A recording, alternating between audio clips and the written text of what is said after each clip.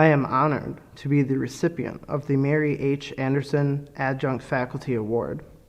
It is one thing to get positive feedback from my students in my class. It is another to get this feedback and recognition from the university for the work I try very hard to accomplish.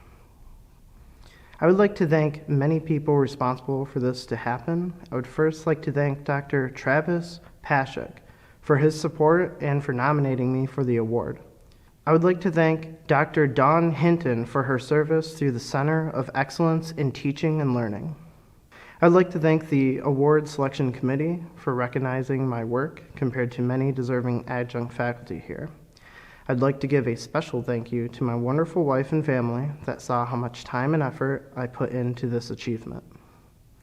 Lastly, I would like to thank many students that gave me constant positive feedback during the semester, as well as help make learning exciting and fun.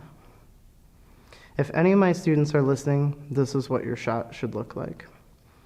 College should be an excellent and challenging experience.